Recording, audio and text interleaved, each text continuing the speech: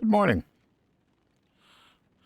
We are in my home airport of Erie, Pennsylvania, K-E-R-I, and looks like we're under partly cloudy or mostly cloudy skies today. And so I'm going to fly to Northeast Ohio Regional Airport, and kind of my the goal today is kind of to show off, and I really didn't expect rain. Huh. That's kind of a little bit disappointing, but yeah, we'll roll with it. So I like to fly in real weather, and I thought it was getting a little bit darker, and kind of like, oh, okay, well, that's the way it goes. So kind of partly the goal is to kind of show off my FliteSim.com Yoke and Rudder pedals, and there's a new version of the software, version 3.3.3. And so one of the cool things is that, let me see if I want to pull this down a little bit closer. And so I can click on autopilot. So if you look over here, it says enable position direct input. And if I go over and look at my rudder pedals, I have a similar thing. Enable position direct input. So what that does is it allows me to not have to calibrate my yoke and rudder pedals in X-plane. So if I go over to, move you out of the way, go to joystick, move you over here. So if I'm on my rudder pedals, if you notice the right toe brake and the left toe brake, those access are live. But this one is not. It says none. And so I don't need to calibrate it because this is enabled. So it's kind of,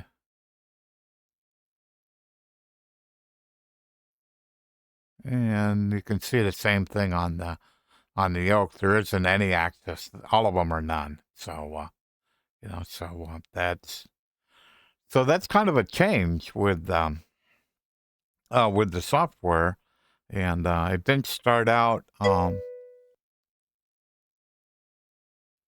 morning, Downwind. Ralph, how are you doing? I'm doing just fine.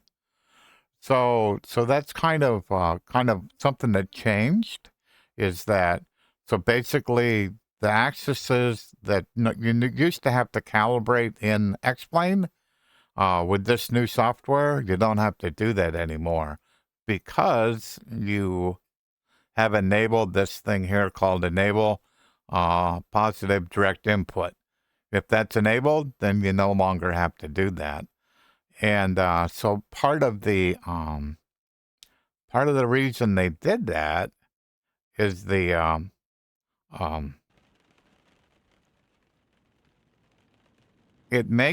actually makes the it actually is more responsive, which is kind of cool. So put that back up there.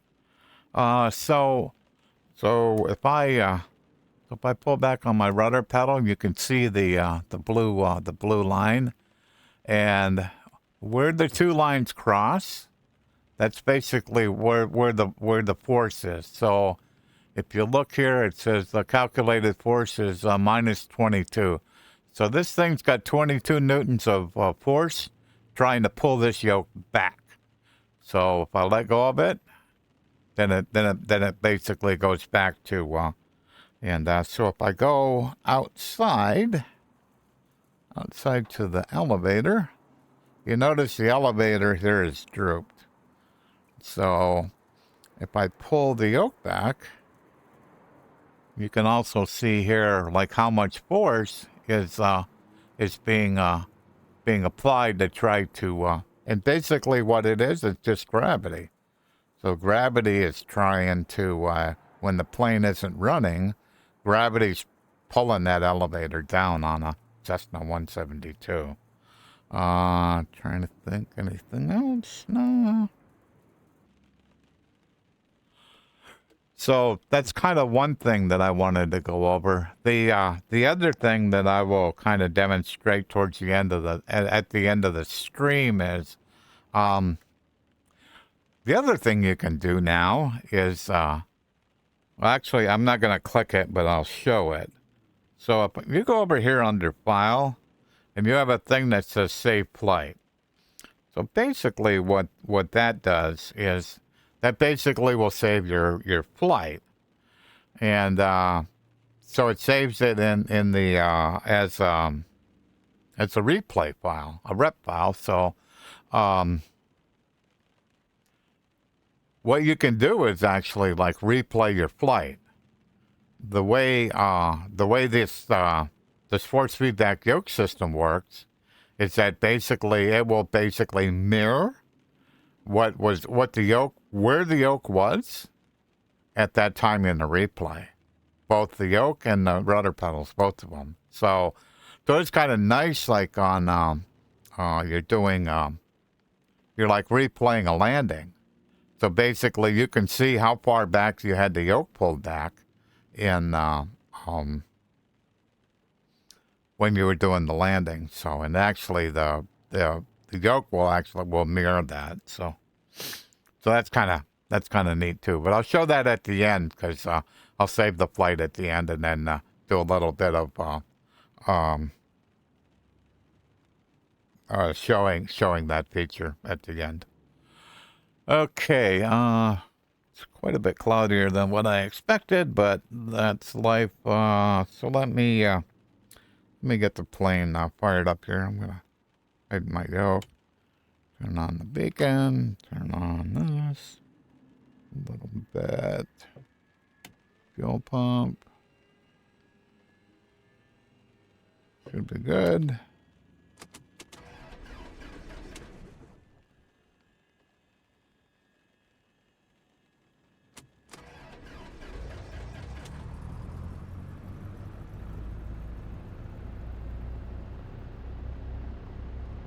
I was trying to start the plane up like a rep plane, and I think I let go of the starter too quick. So the plane died. Alrighty. So let's go look at ATIS. Feet. Advise on initial contact. You have information. Quebec. Erie International Tom Ridgefield.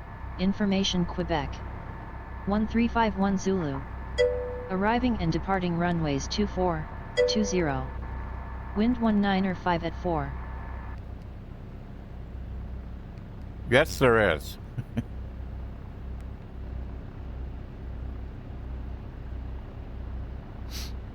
Yes, it is. Yes, it is. Yeah, and I, this summer, I got to enjoy quite a few new toys. So, and I have a new one coming on Monday. My Bigscreen Beyond 2E is going to arrive on Monday. So, I'm very much looking forward to that. So I'm gonna set a direct to the airport I'm gonna fly to. I haven't made up my mind. Part of what I'm also trying is trying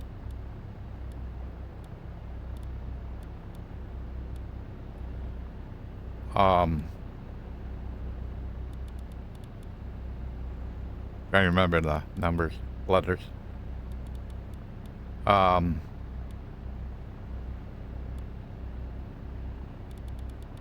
Sorry.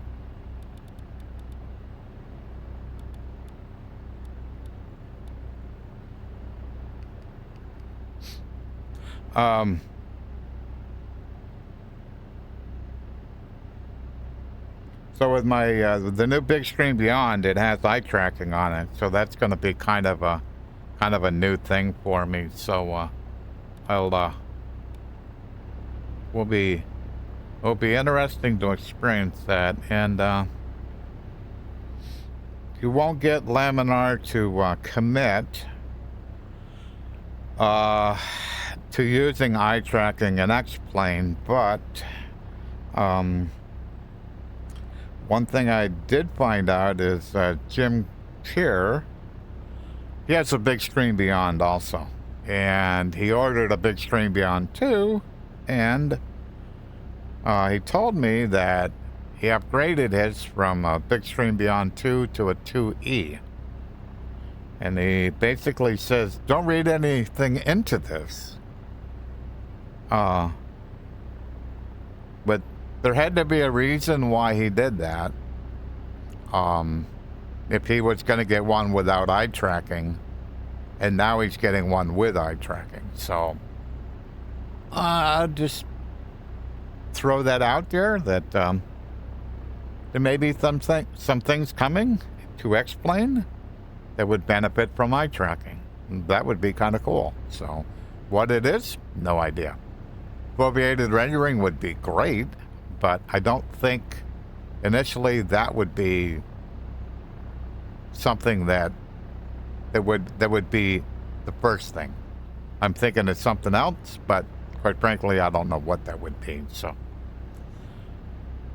So let's where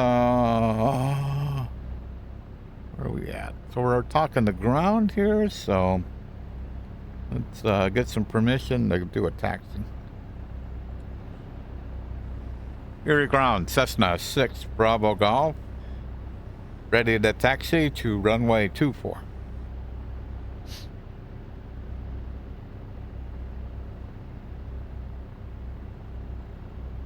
Cessna 256 Bravo Golf, Erie International Tom Ridge Field Ground, runway 24 taxi via Foxtrot Delta, cross runway 2, then Alpha. Contact tower on 118.1 when ready for departure. Taxi to runway 24 via Foxtrot Delta, cross runway 2, then Alpha. Contact tower on 118.1, Cessna 6 Bravo Golf. Okie doke. Am I going over anything else? No, I've been playing around a little bit. I've been happy. Can I, hello, iOS Scotsman. Can I ultimately justify paying a subscription every month as much as I use it? Probably not. But it is so much more convenient than Pilot to HCC. And what I do know is that they're adding features all the time. So one thing I am looking forward to is being able to basically do a multi-platform group flight. That would be pretty slick. And I know that's in the pipeline coming. So that would be pretty neat. So alrighty, we got permission to taxi, so off we go. So far, there's only one bug with the software. Is for some reason when I first start up the X-plane, my right rudder pedal is fully depressed, and I'm not so sure why that's true. All I have to do is basically I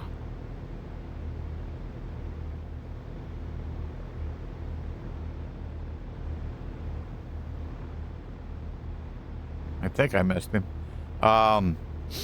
It's just basically cycle it, and then it's fine for the rest of the flight. So I'm not sure what that is. I need to kind of get with FliteSim, FliteSim.com and say, hey, why is it doing this? But like I said, it only is like when you start up X-plane. It just does it then, and if I just cycle the rudder, the brake, then it's fine. So, don't know.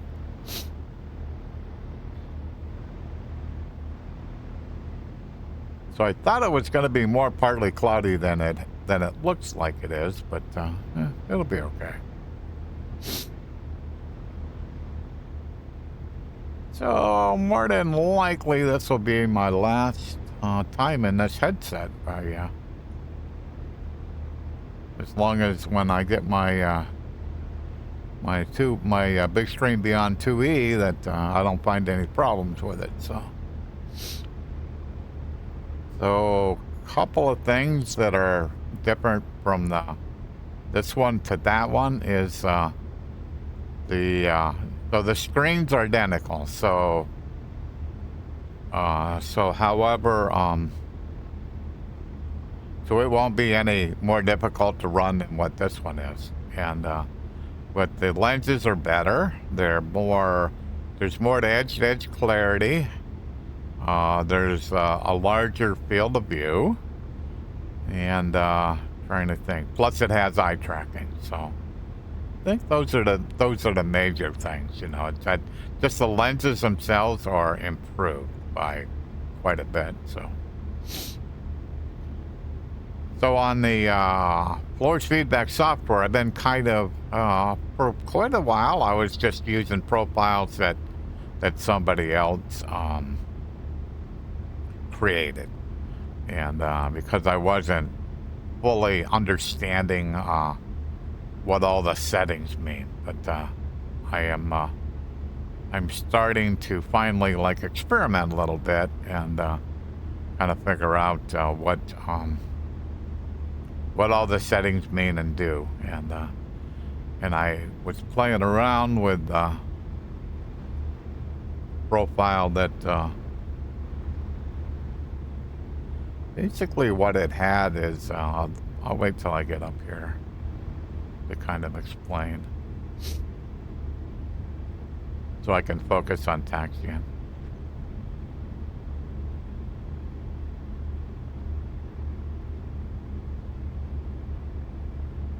I'm taxiing at a pretty good clip up here, so I gotta pay attention to my rudder pedals or I will it'll go bad. Cessna 6 Bravo Golf, contact tower on 118.1. Contact tower, Cessna 6 Bravo Golf. Okay. Come on. So, if you look up on this graph, you see these two blue dots. I had this where there was a blue dot here and a blue dot there. So what that meant is that in the kind of where the neutral part of the yoke is, kind of where the elevator is level, there would be a lot of area where there was hardly any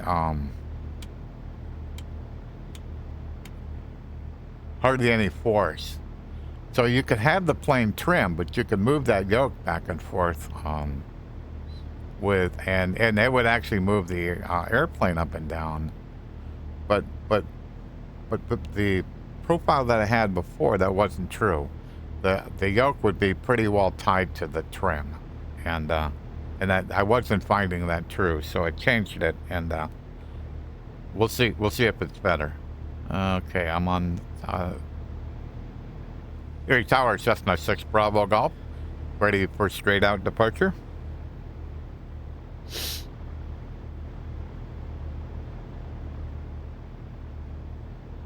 Cessna 256 Bravo Golf, Erie International Tom Ridge Field Tower, runway 24, winds 200 at 4, cleared for takeoff. After takeoff, flight runway heading until reaching 5500, then proceed on course.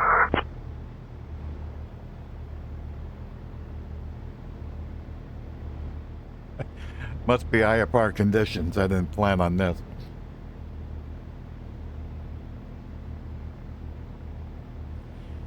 Cleared for takeoff. Fly runway to heading, reaching 500. Proceed on course. Cessna 6 Bravo Golf.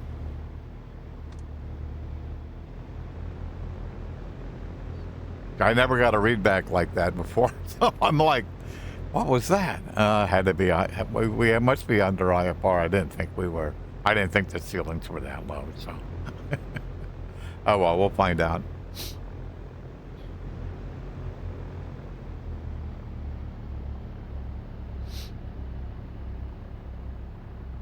Alrighty. Trim for takeoff. We're all good.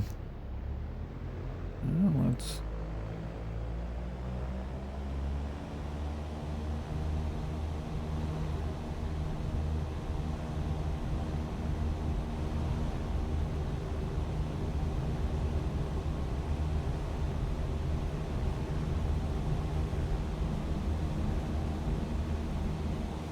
Up we go.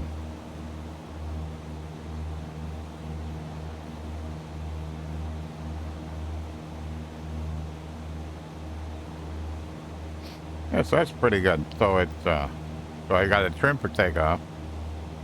We're using the default Cessna 172. We're climbing out at around 70 knots, 72 knots, somewhere around there at full power. So not right.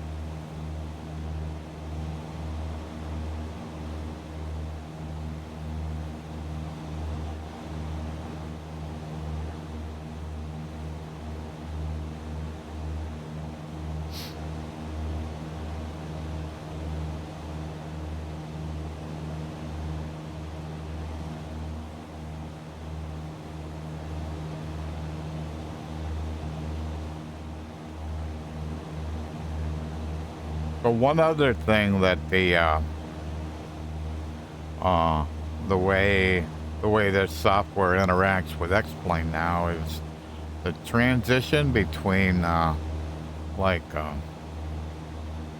hand flying and autopilot is a lot smoother. Before it would sometimes be pretty jumpy. Where when you kicked on the autopilot, it would be pretty abrupt when it did that transition. So now it's a lot smoother. So that's kind of why I'm gonna climb out of here a little bit and.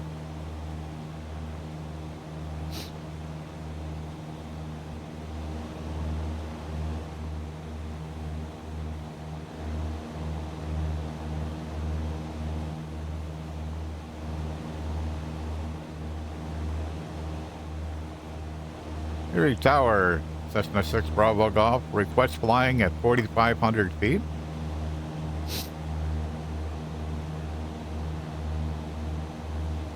Cessna 6 Bravo Golf, descend and maintain 4500 feet. Roger. Not gonna descend because I haven't got there yet.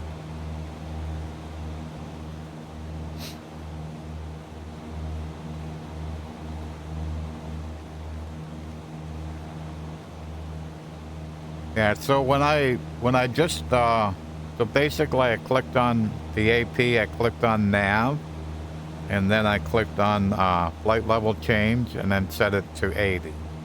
I was at 77 or something like that. That when I feeling it in the Yoke, it was smooth.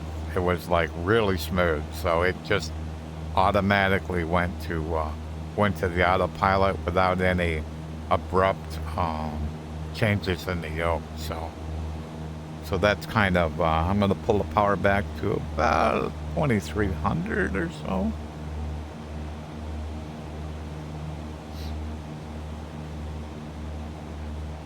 That's the other thing I'm just kind of testing is how well that all works. So Cessna 6 Bravo Golf, you're leaving my airspace. Frequency change approved. Frequency change approved, Cessna 6 Bravo Golf. So we're gonna go fly up to this other airport, Northeast Ohio Regional, and I'm gonna do a landing there, and then I'm gonna switch from the default Cessna 172 to the wrap version of the 172. So because they are the way the software trim works, they're a little bit different. They're not largely different, but they are different. So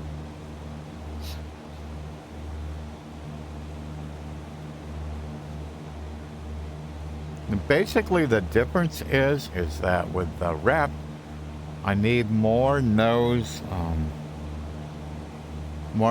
down trim than what I do with the default Cessna. So, not so sure why that is. So if I'm like at level flight, it will, to maintain level flight, it will do it needs more nose down trim to do that. So what I want to do is when we get level here at 4,500, I want to see what kind of airspeed we're doing at basically the same RPM, and to see if that's what's different. Is it that it's flying faster? Could be. If it's a little bit more nose down, then it's probably flying faster. So, and that may be just in the rep, how it's adjusted the flight dynamics of the plane. So.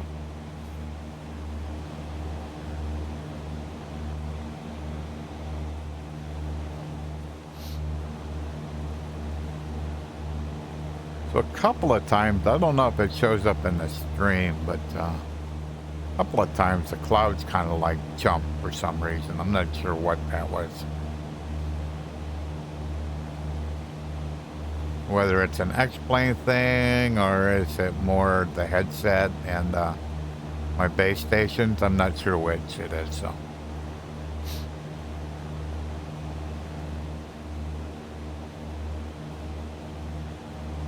So scenery I'm using is, what am I using? Oh, there's my black clouds.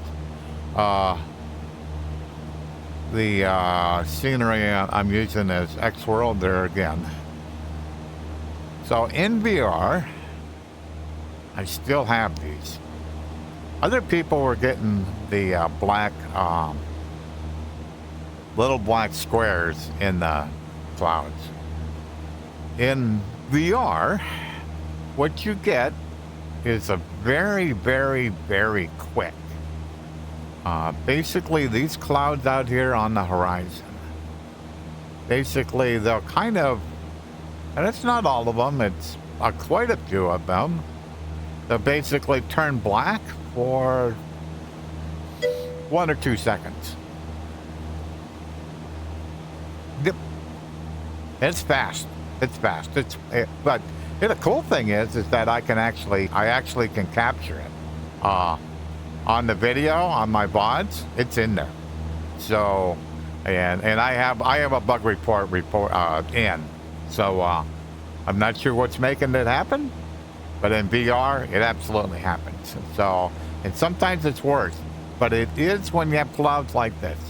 If I didn't have these lower clouds here, and I had clouds that were up like that, I wouldn't see them.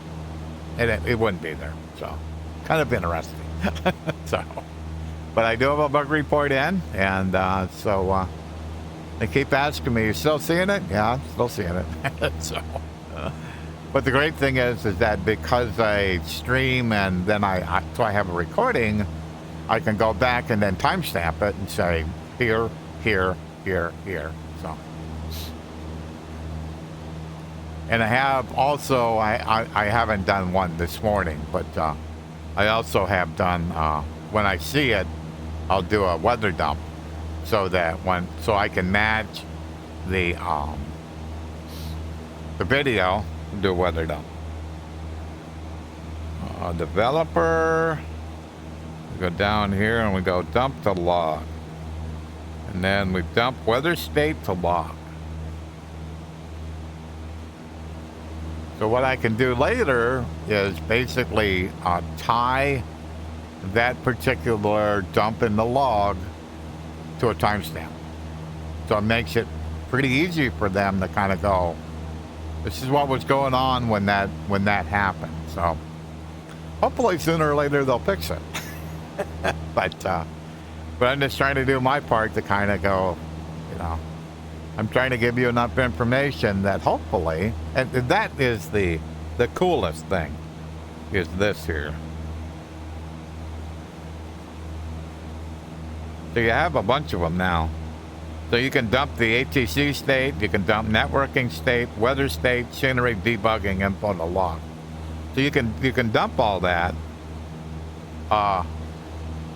so that when you send it, so it basically puts an entry in the log, you know, with a bunch of data that they can use to kind of replicate. So that is a really slick feature to help find. There's another one to find bugs.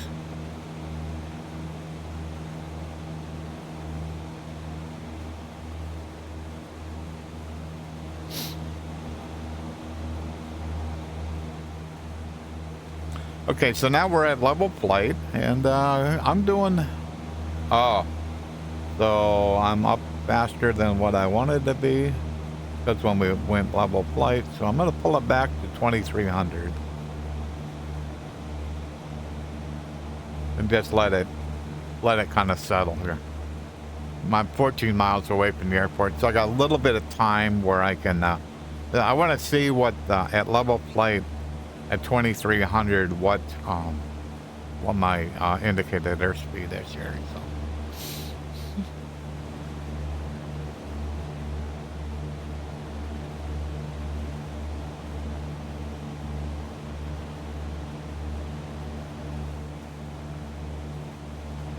Yeah, I mean, I would certainly not call that immersion braking. Some people would, but I don't.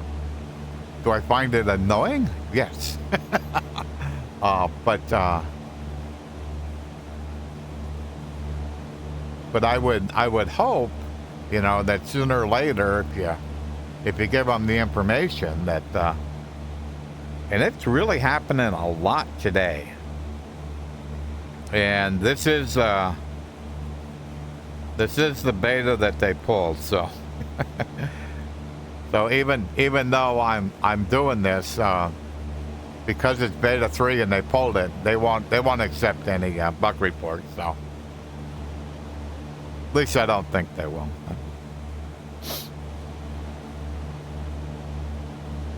That's what I was led to believe anyhow. That was like a big weather change there. That was interesting. That was a big weather change there. That wasn't the same thing. That was almost like I went across the weather boundary or something. It's kind of what it appeared like. So. Okie dokie.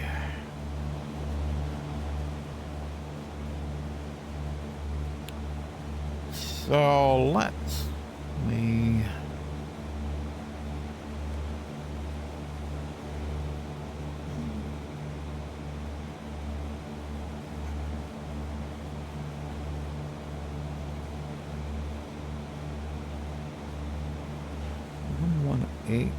Oh, there it is. Okay. On initial contact you have information Victor. John Murtha, Johnstown, Cambria County Airport, information Victor. 1354 Zulu. Arriving and departing runways 155. Wind 045 at 4. Visibility 10. Sky conditions, scattered at 6,000 feet. Temperature 17. Dew point 13. That's interesting. How far away am I? Man, I would think I'm close enough. So that frequency there is for the ASOS for the airport I'm going to. 118.325. 118.325. But it's giving me Formation Victor. 1354 Zulu. Arriving and departing runways 155. Wind 045 at 4. Visibility 10. So it's giving me weather for Johnstown. Johnstown's like a long ways away from here. I wonder why that's true. All right, I'm just going to assume that it's gonna be about the same. So we're gonna land on 27, and what I will do is I can make a CTAP call 122.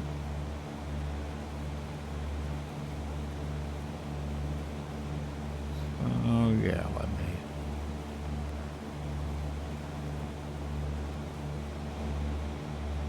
One, 2, 800. So I got to take him down a little bit.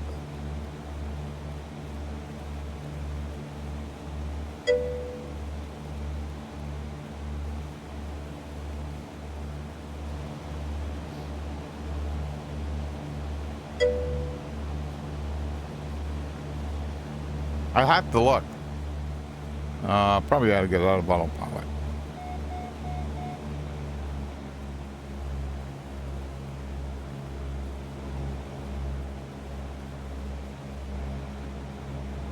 Northeast Regional, Cessna 6 Bravo Golf.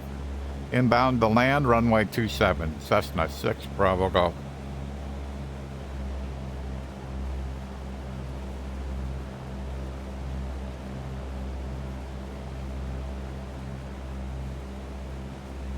I'm not sure what they would use for ATIS though.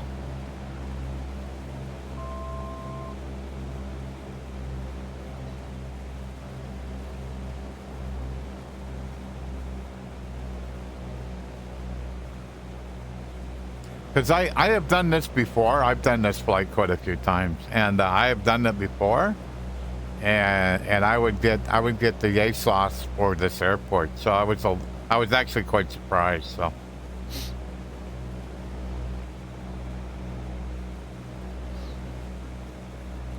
So this airport is, I think, 900 feet. Yeah, 920 feet. So we got to be around 2,000 or so. So. Whoops. So on the G1000, when you hit the autopilot disconnect, basically it kind of like leaves the flight director on, and unless you actually turn that flight director off, it will have influence over the yoke. So if you don't do that, you can be a little bit surprised. It's not doing quite what you think it should be doing. So.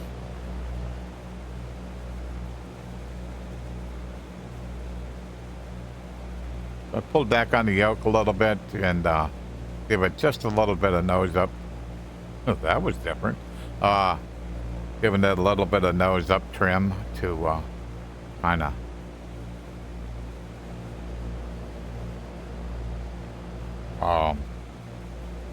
lower my airspeed. So.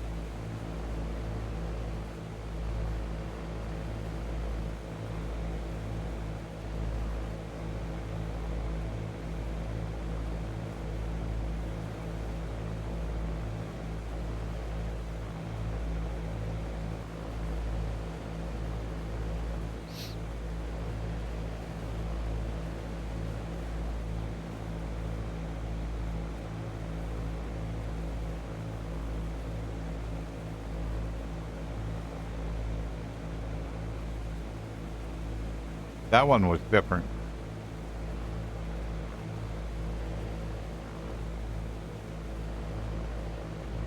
That one was not only here, but up. That's the first time I've seen that.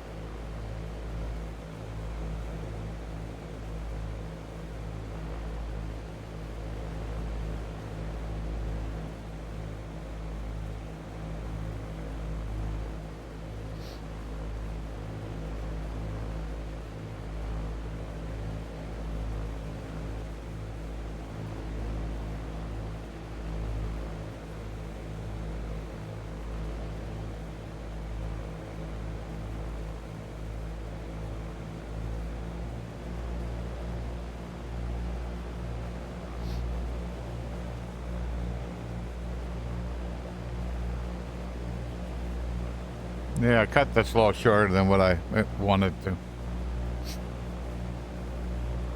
Really should have flown out to the road, the 4-laner, and then turned in.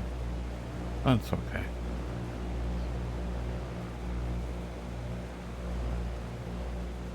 Just trying to get a level right around here, so before I make my get on the downwind.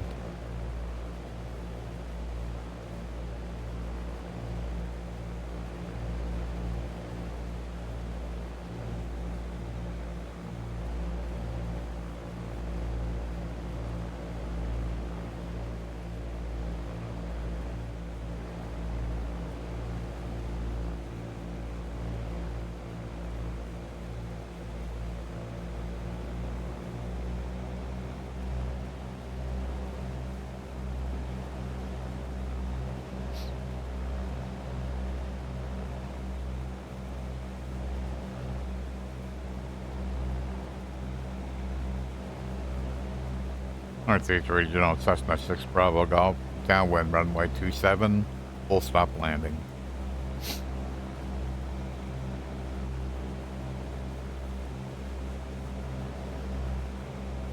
I'm trying to go out a little bit, a little tight.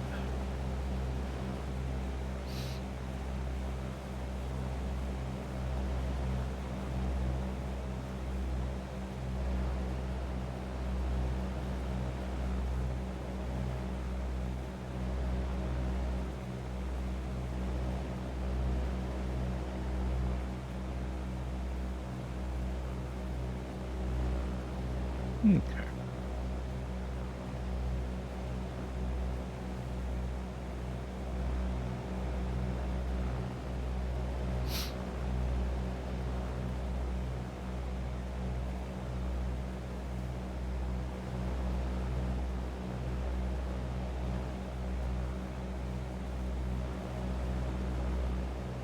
All right, there's the numbers. I'm certainly in the white arc.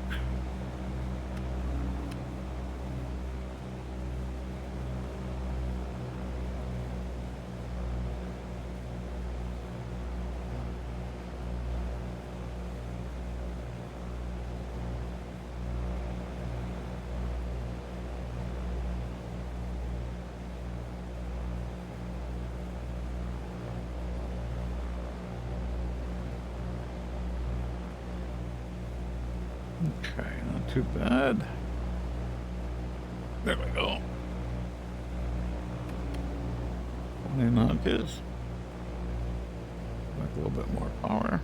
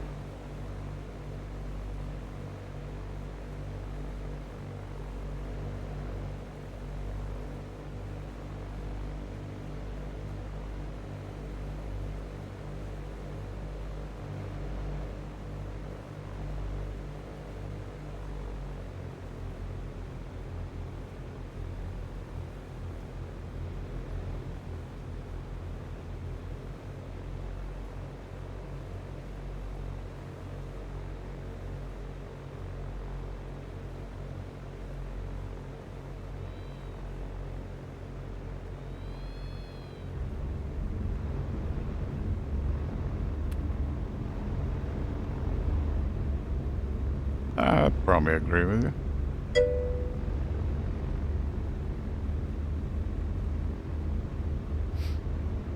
Okay. Yeah, it's a little bit too slow.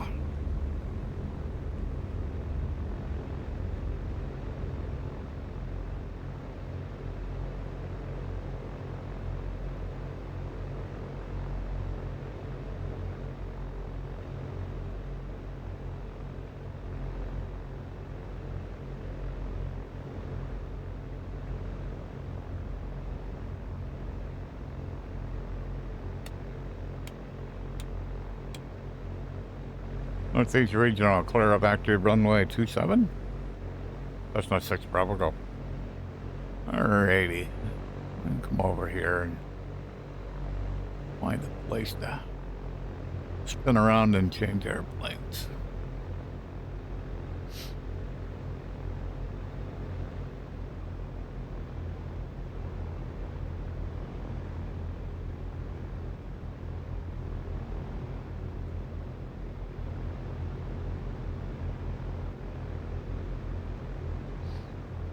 Okay. Oop. Want to park in the helipad? Okay. Brakes on. Alrighty, let's get the avionics off.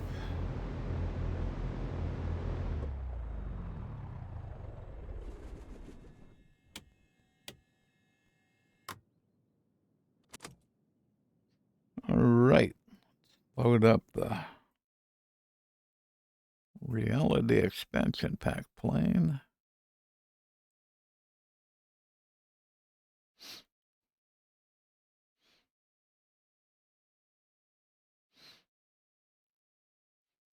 So this is the same airplane, just with the reality expansion pack. Both a J1000, so we'd be gonna get everything loaded up here.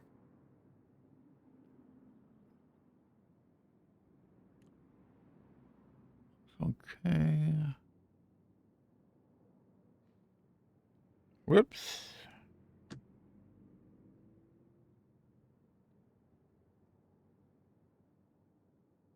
Yeah, close enough.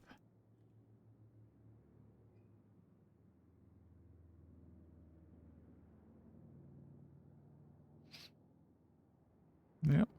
He seems happy. So let's whoops. Whoops. How about let's change this?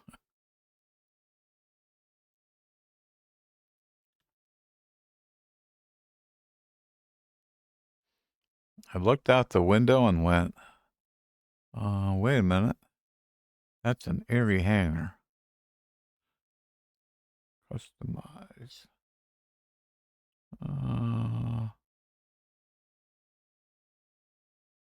Yeah. That should be okay.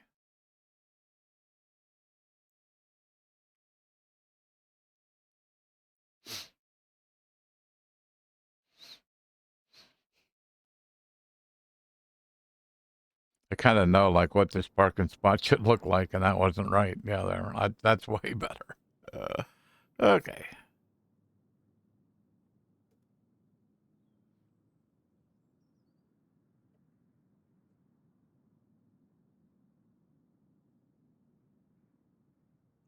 Okay.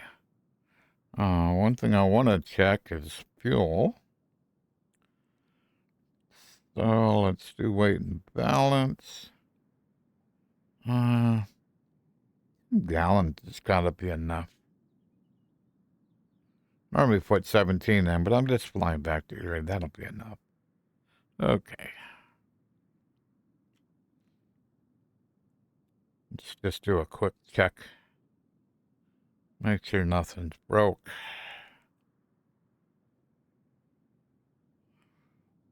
All looks good. Looks good. Looks good.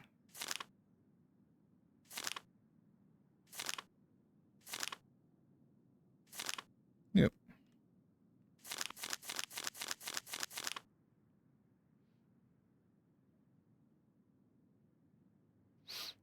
Okay. Because I loaded a new airplane in. Plugins I had out, I gotta load them again. But the cool thing about Avatab is it remembers. So it remembers all this stuff. It's all smaller.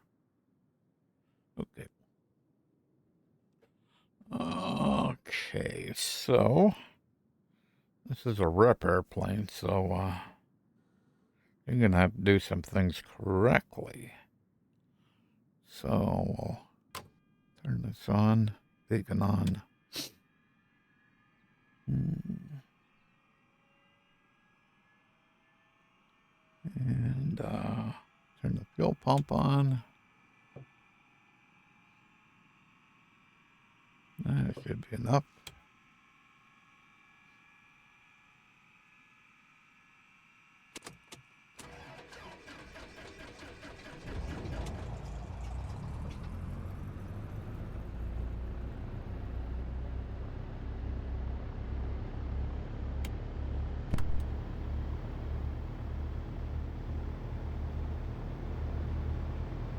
So on my rudder pedals,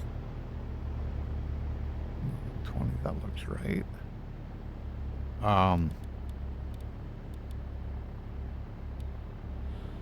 If the engine is too slow, my rudder pedals will kind of dance. So that's kind of cool. So let me whoops.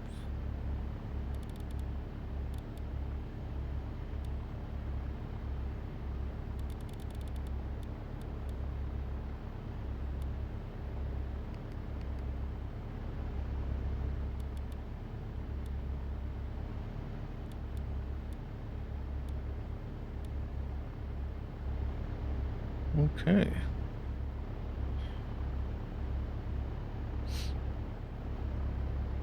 Make sure I let the plane warm up here. Looks like it's a little, yeah, it's a little cold. A little bit.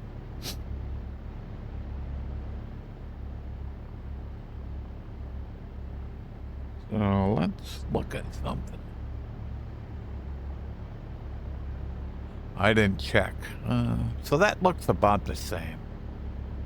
So when I look at the blue line here, because the engine's running, it's not all the way at the back. And I didn't check it when I first, before I had started the plane up. So that looks pretty close. What I will look at is with how different the trim is. And we'll definitely look at that.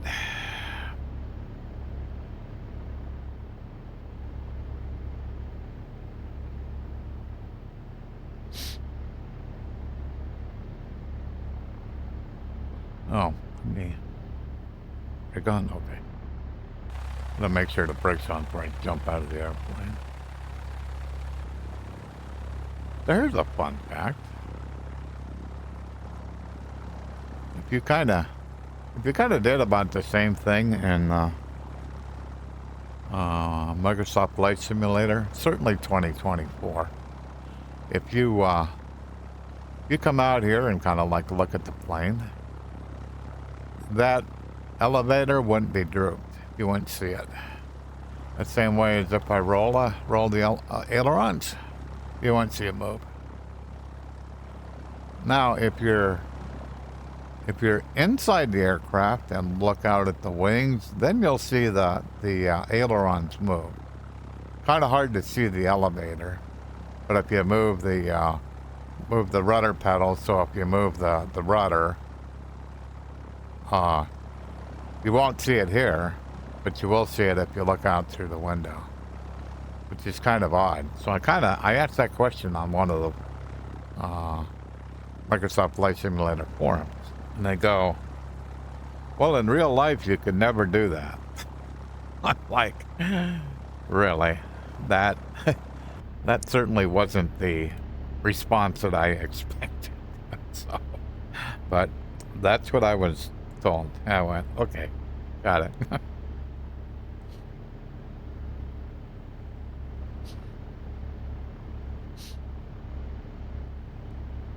Okay, look, looks like we're warming up. We can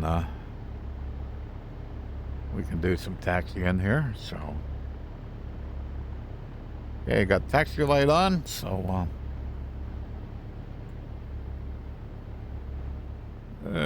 make sure. Oh, better put the right frequency in. Com 1 standby 122.800. Com 1 standby set to 122.8.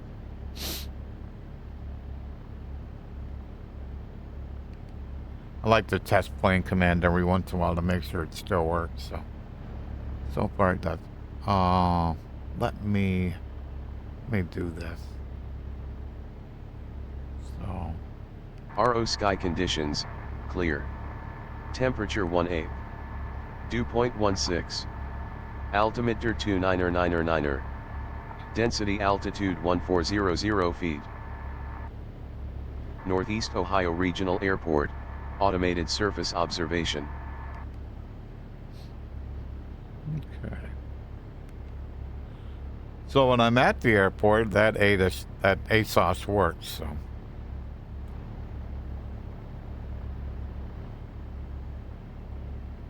Make sure I'm on the right frequency. Because if I'm not, SayIntentions will yell it. Northeast Ohio Regional Cessna 6 Bravo Golf, taxiing to runway 27, Cessna 6 Bravo Golf. Because they'll come on and they'll say something like, no one is listening on that frequency. Alrighty.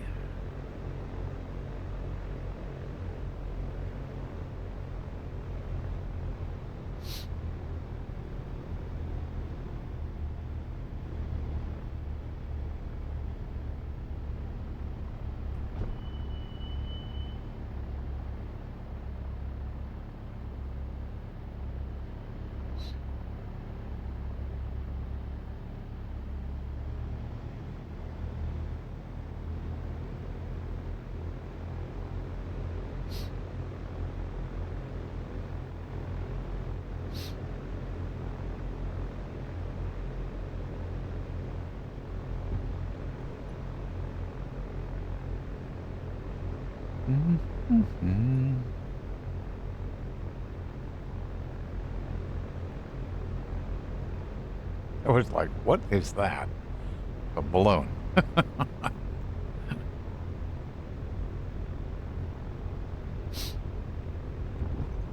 First I thought it was a helicopter. I went, there shouldn't be any helicopters. I don't have any AI on, so I do have balloons on though, so.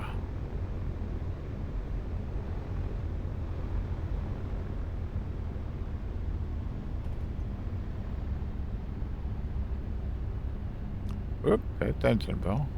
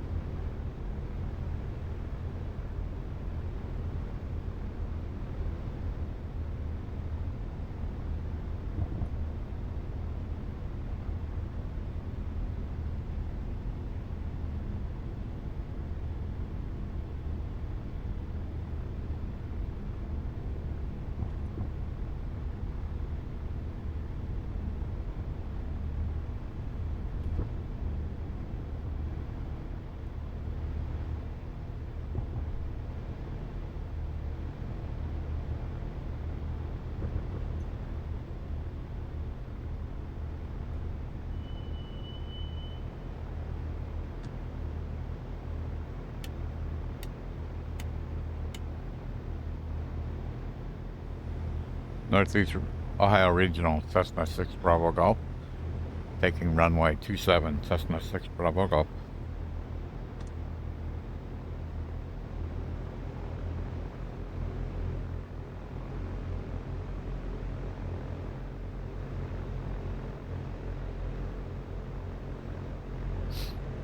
Okay.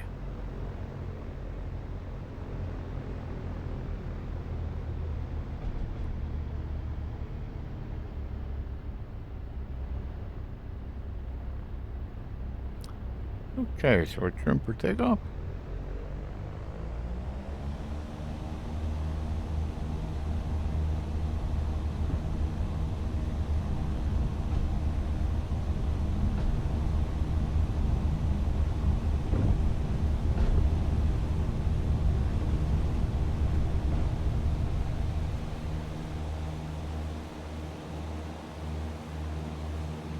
I do like the synthetic vision.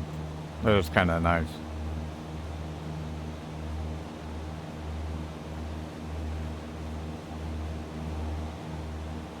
Okay. So a difference. So this is the reality expansion pack plane. So we're full power. And we're probably climbing out at about,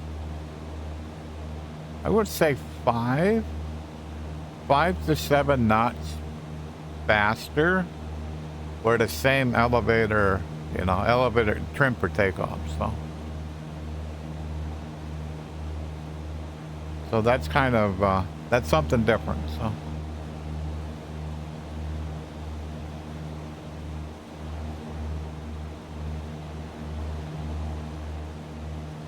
I wanted to get by that 4-lane highway before I make a turn. So.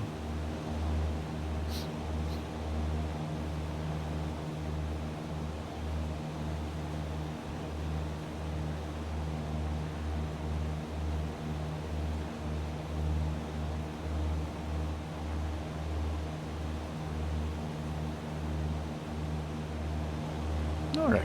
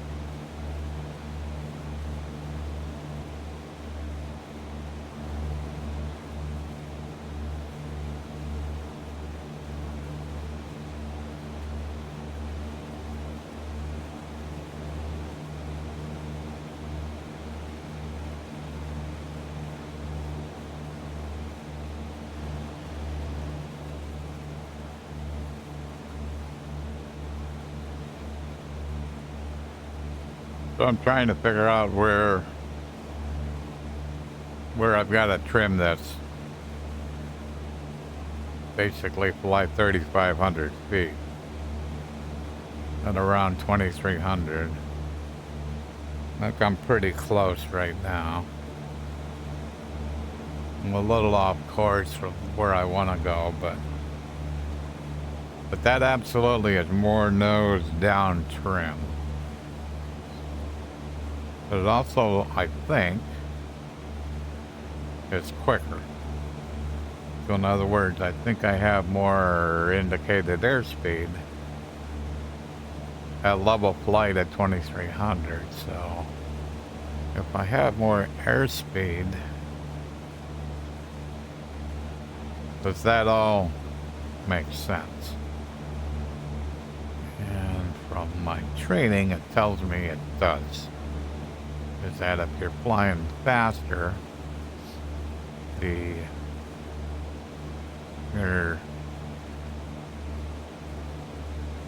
more the nose is up, the slower the airspeed will be.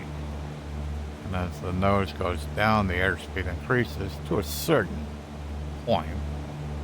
You start descending, that's going to change things, but yeah, airspeed still may increase. So, all right, so that's about right. So I'm going to shove the nose down a little bit and then engage the autopilot. I want to get below 3,500. There we go. Power a little bit. Autopilot. Nav.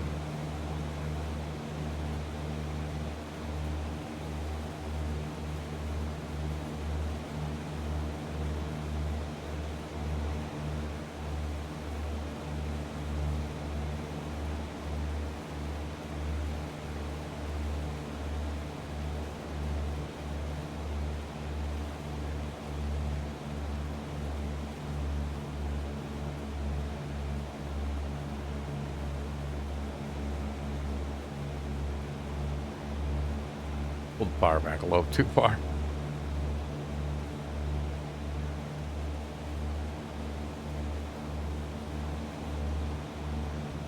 Okay, right around 2,300. Clearly we gotta wait till we get level here, but we're pretty close.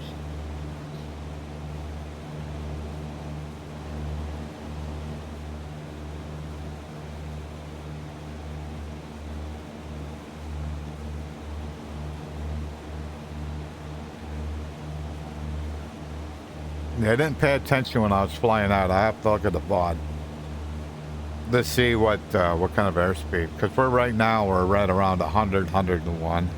We may get faster. Whoops.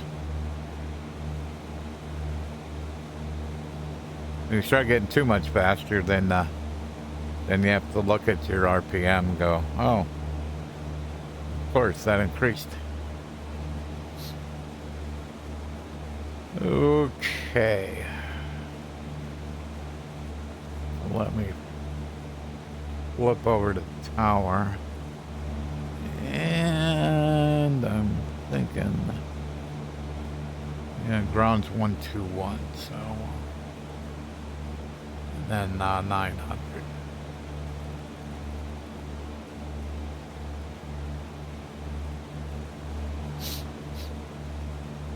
Okay. All right.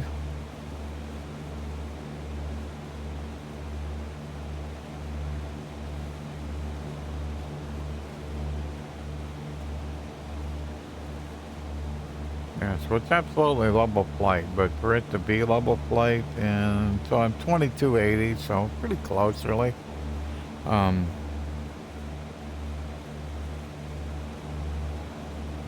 quite a bit of nose down trim, so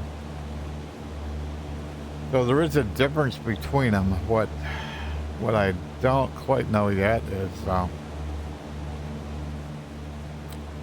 is that legitimately an issue or not? I don't think it is. And is it just the difference in the two planes, how basically they fly? or is it how I have the yoke or should the yoke be configured differently with the rep plane than the default 172?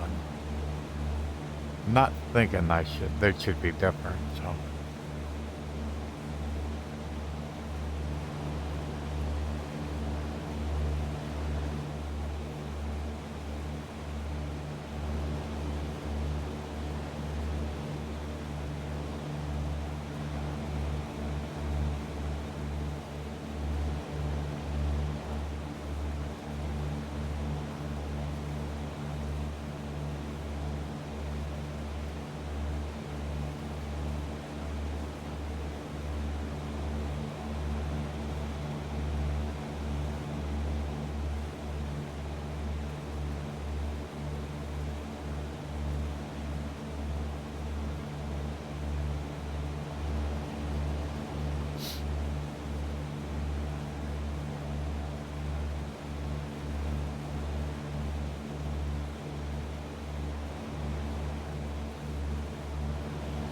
Alrighty, so we're like 12 miles away from the airport.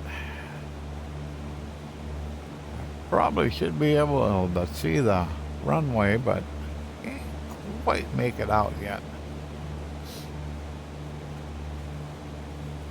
By the time I can see the neck of the peninsula, I should be able to see the runway. So.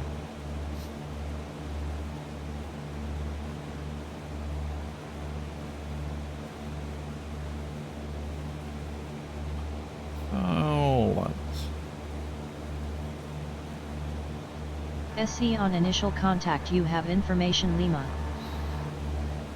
Erie International Tom Ridgefield, information Lima. 1451 Zulu. Arriving and departing runways 24, 20. Wind calm. Visibility 10.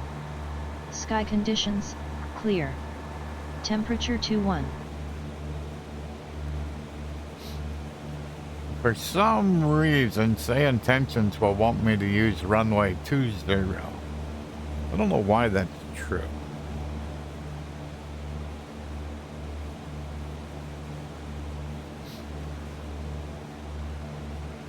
What did it say the altimeter was? I don't know. What was that?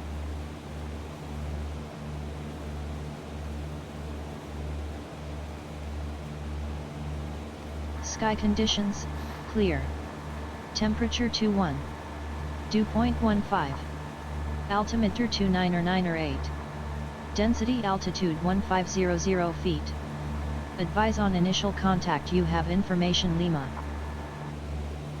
Erie International.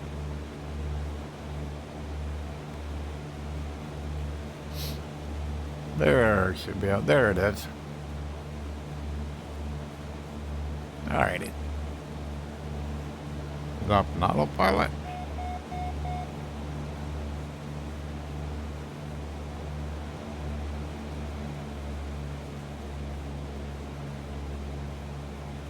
Erie Tower, Cessna 6 Bravo Golf inbound to land, runway 24.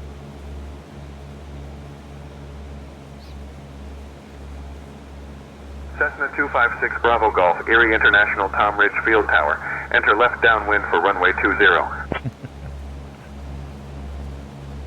Tower, Cessna 6 Bravo Golf, request landing, runway 24, Cessna 6 Bravo Golf.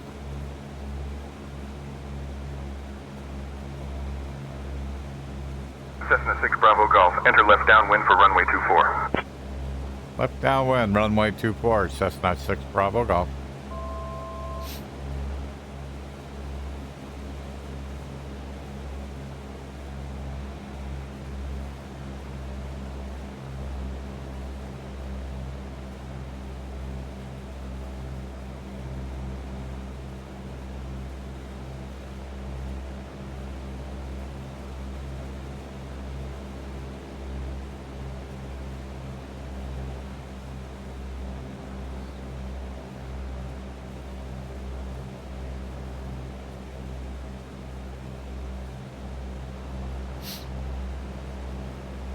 Okay, back to Erie.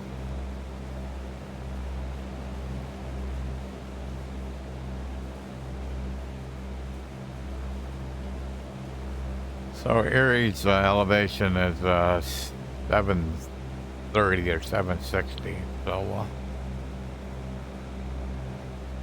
730. So need to get down to 1800 or so, and I'm at 3000.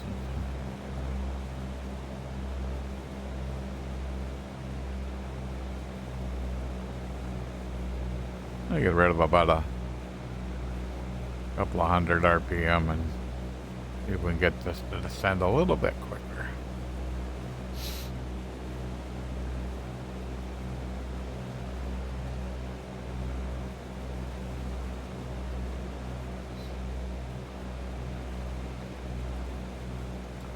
Pull the nose up a little bit, little nose up trim to kind of slow me down a little bit, so give me a little more time to get there.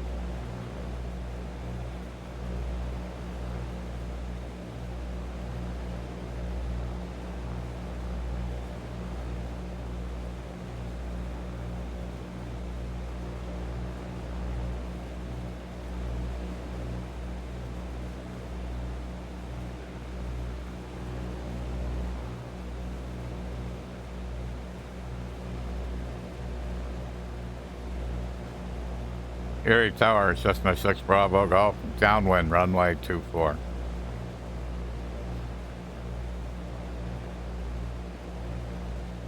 Cessna 6 Bravo Golf, winds 190 at 4, runway 24, cleared to land. Cleared to land, runway 24, Cessna 6 Bravo Golf.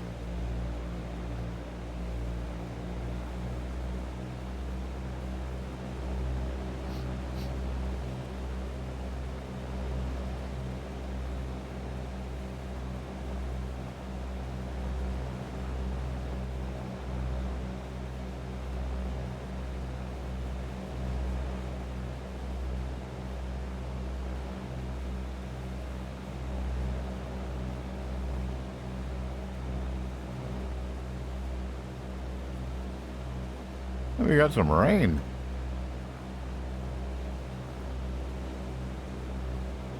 Okay. 10% collapse.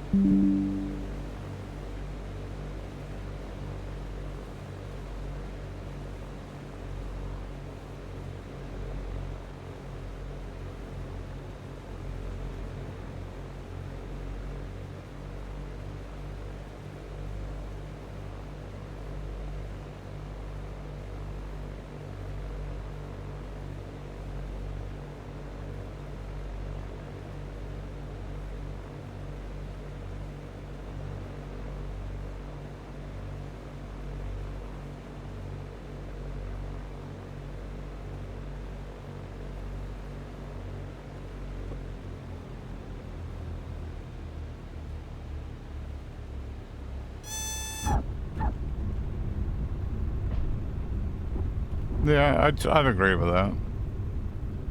Cessna 6 Bravo Golf, contact ground on 121.9er. Whoa.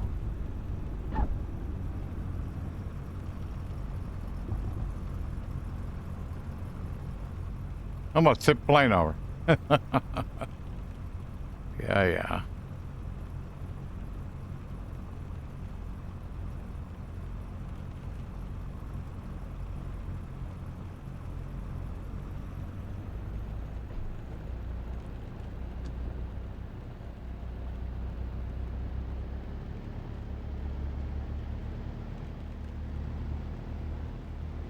Okay.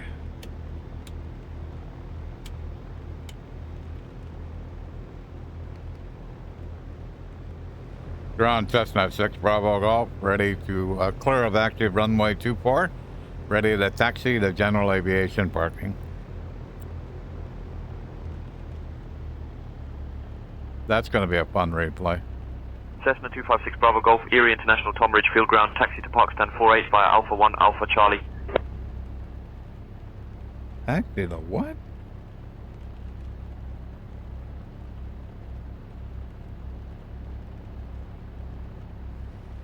Ground Cessna 6 Bravo Golf. Request taxi to general aviation parking. Cessna 6 Bravo Golf.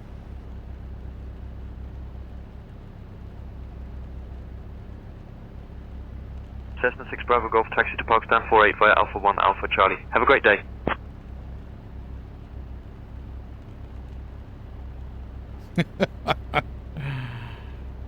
Okay. All right. I know where I should be going.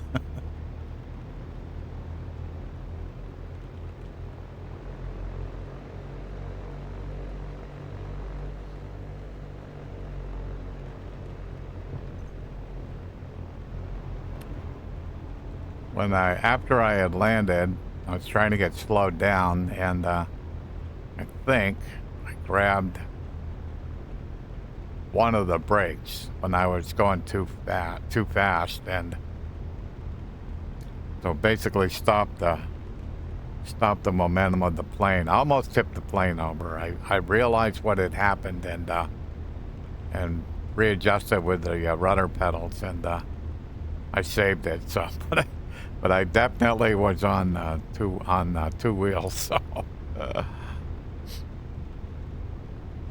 but that will allow me to show off the feature, which is pretty cool. So when I get here and park the plane, I will I'll save this flight, and then I'll do a replay of that landing. So. The cool thing about VR is that you can completely jump out of the airplane and be on the ground waiting for the airplane to come. So that's kind of cool. You can do that in VR.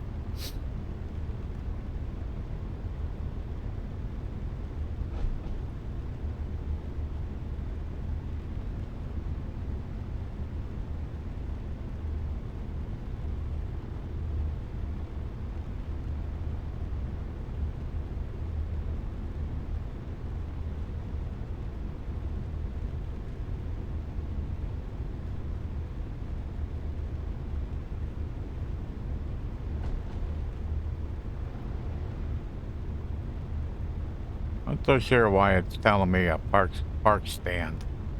I'm like, I'm not in Europe. I'm like,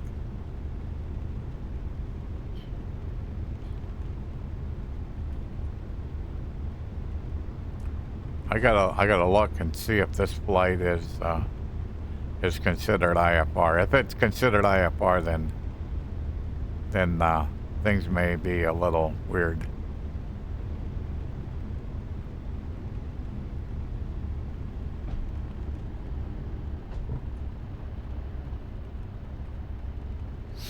Mm-hmm.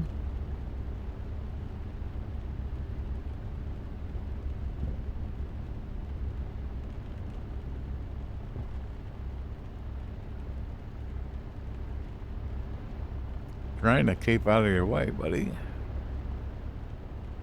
Alrighty.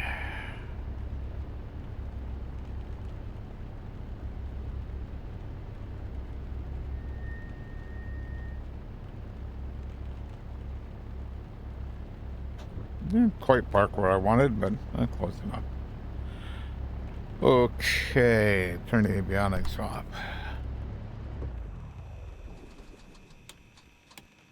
As the plane's engine's shutting down, the rudder pedal's gonna shake a little bit. Okay, so I can pause, and then I'll go to File, Save Flight.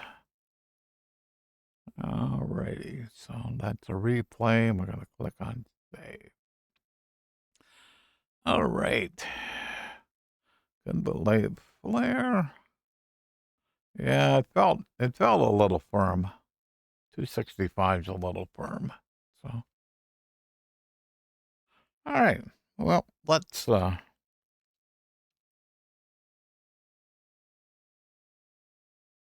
into replay.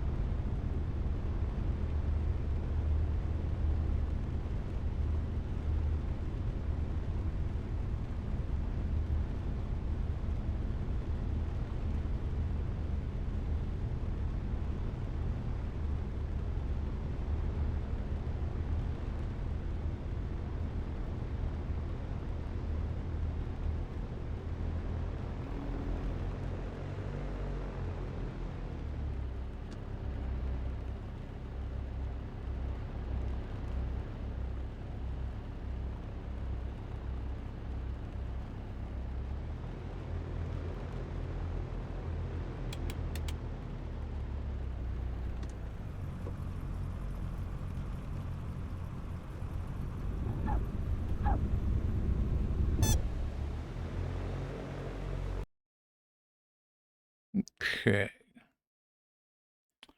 So what do I want to do? Think I'm gonna go down on the runway.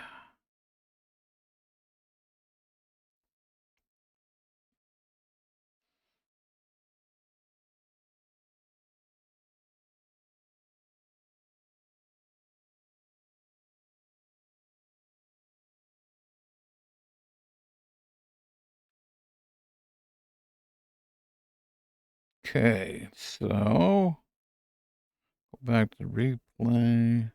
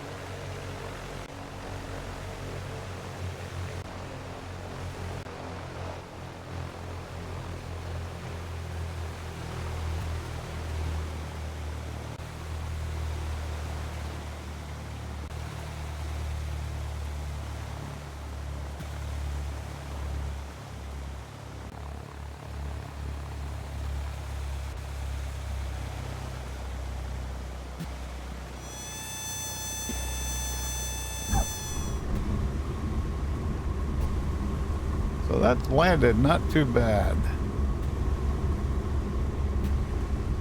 But something entertaining happens pretty quickly here.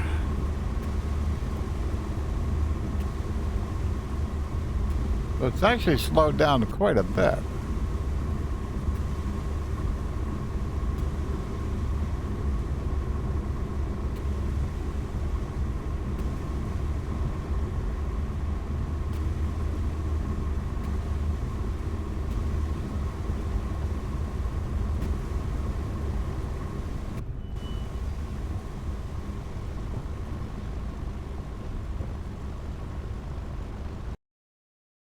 So,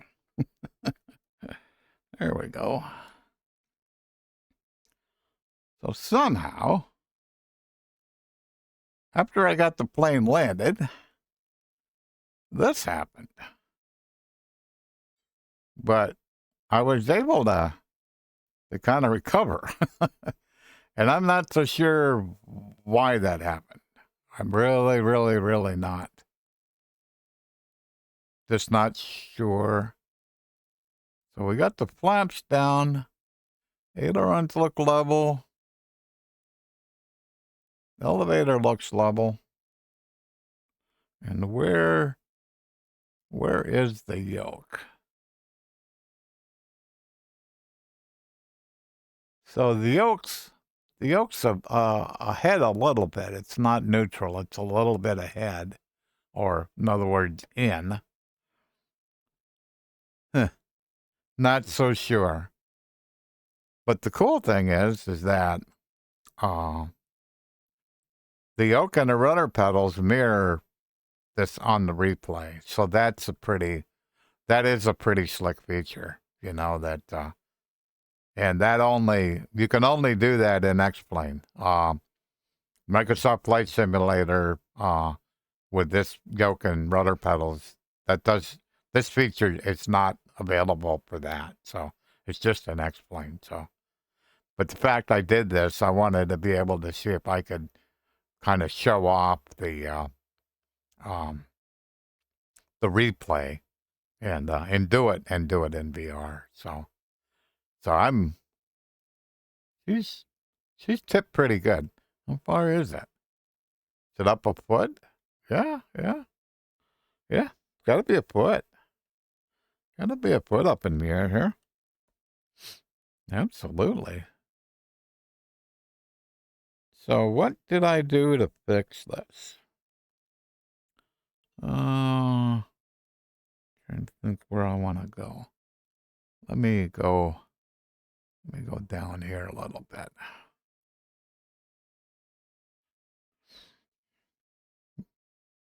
Trying to get out of the way where I can kind of see it. So replay, I'm going to unpause it.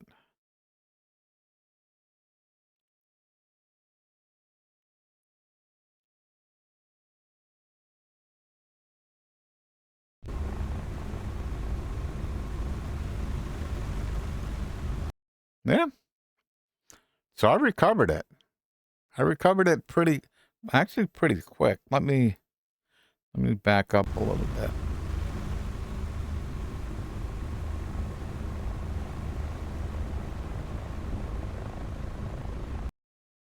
Yeah, so that's not too bad. That's almost, I think it's up a little bit. Yeah, it is. So that wasn't in too much. Back up a little bit more.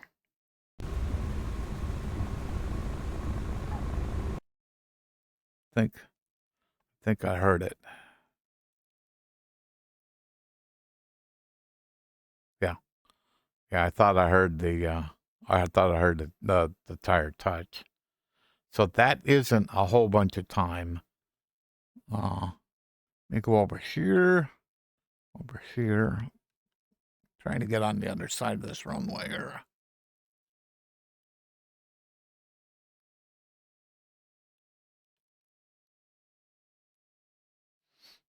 Okay.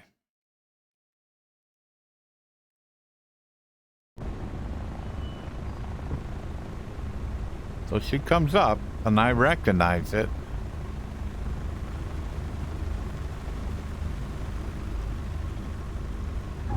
Back down. Oops. Cool. Alrighty. So, me jump back. Replay mode end. So probably better go back in the airplane. There we go. Okay. I think that's it. So I kind of wanted to show that off. Just what you can what you and really kind of showcase the replay modes in X-Plane are just, they have a lot of power to them, you know, and the fact that I can do all of this in VR, that's pretty slick also, you know. And the VR, I have the advantage where I can just teleport wherever, just go wherever I want. So you can get any kind of angle you want in the looking at the plane. So you can look at the plane just like you would be a person, a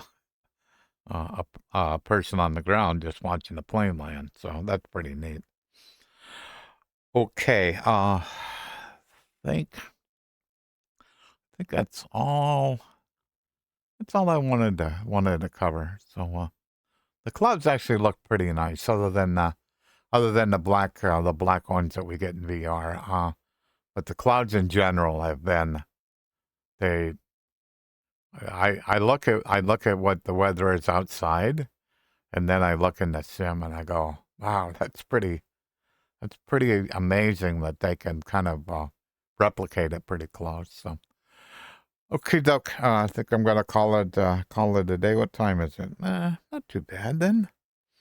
Been you know, and that's what I wanted to do. I didn't want to do a real long stream, but I did want to fly out with the default and then back with the reality expansion pack plane, and actually the landing was fine. You know, it was after I'd actually landed it, and I thought I had no doubt. There's no doubt. As a VR only guy, there's too many things with MSFS. There's just too many things that just X-Plane does better for a VR user, and I have friends that are just adamant. They just, you know, they really enjoy it, and that's fine. But how I fly in VR, X-Plane matches it closer than any other sim. So we'll call it a day. Thanks for stopping by. It's always fun to have people in chat, and landings were fine, so I'm not complaining. So, and like I said, Monday, my Bigscreen Beyond 2E should show up, and am I on pause? I think I am. Yeah, I am. Okay. That was kind of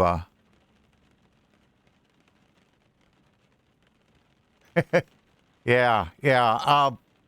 And it's going to become even more so, because what I've heard, I guess it's true, is that they're porting it over to the PlayStation. So it's kind of like, okay, so we do have X-Plane on mobile, but they're porting it over to another console. So now it's going to be on the PlayStation. But you have to think about it.